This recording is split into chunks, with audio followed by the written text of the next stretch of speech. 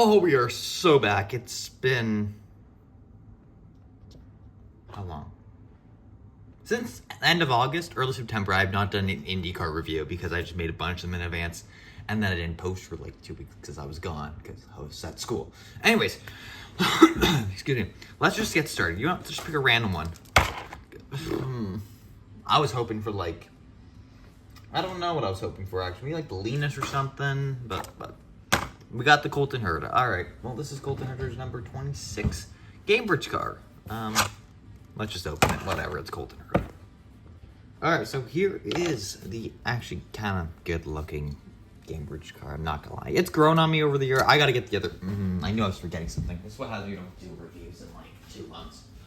So it's been like 3 or 4 years since I got a Gamebridge car.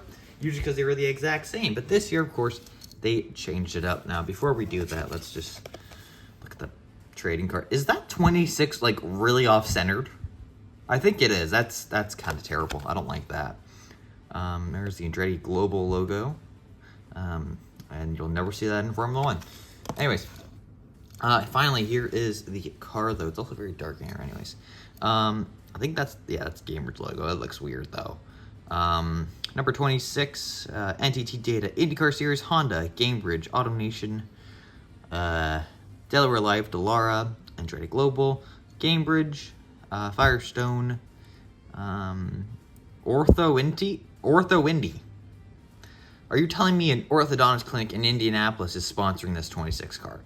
Okay. I got some contingencies down there. Gamebridge, more contingencies, a lot of contingencies. Andretti, Pro Select. Can't read half of those. Group 1001, Gamebridge, Curb Records. Number 26, Shell Fuel, NTT Data IndyCar Series, Colton Herta, the American Flag. Powered by Honda. Visit Gamebridge.io. It's like those IO games when I played when I was little. Andretti in blue. Oh, God. Gamebridge, Honda, and Group 1001. And no number on the rear wing, because I think this is actually based off the Speedway car. Could be totally wrong, but here it is. It reminds me a lot of, and I really wish we got this die-cast. It reminds me of the Colton Herta car. Well, no shit. It reminds me of Herta's, Brian Herta throwback he had for, like, Laguna Seca in 2023 it was or something. So I really feel like that would... it reminds me of that a little bit just because of the white, I think, and because that's kind of what the car was, mostly white. But I feel like for the Andretti cars, this probably worked out the second least best. I think the worst one was the Kyle Kirkwood. I mean, it just fell off. Like, it was such a good scheme, and there was no pink.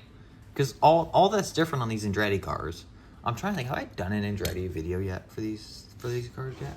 I don't think I have.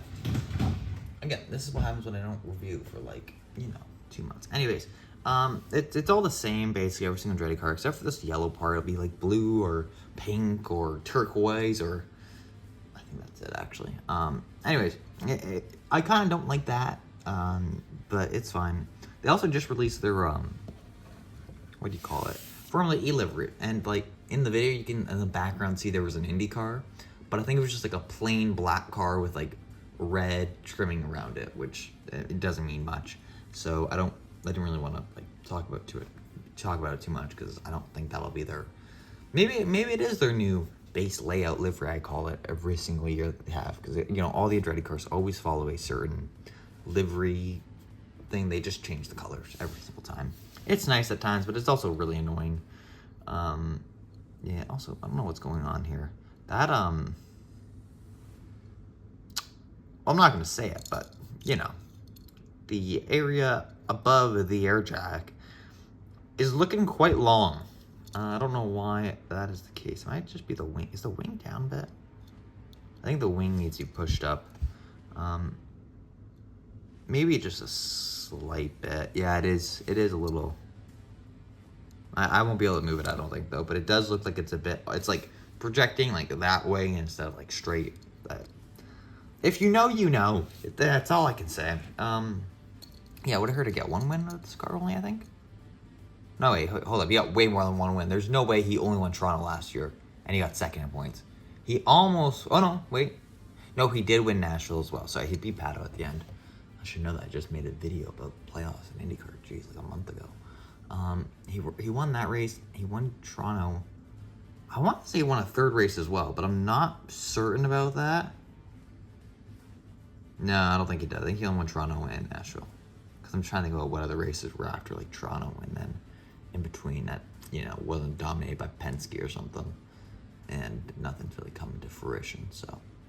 Anyways, good season though for Colton Herta. I think he actually ended up getting second because of that. And because, you know, Willpower seatbelts decide to pull an AJ Allmendinger. So, there's that. Let's compare it to the 2021 car though.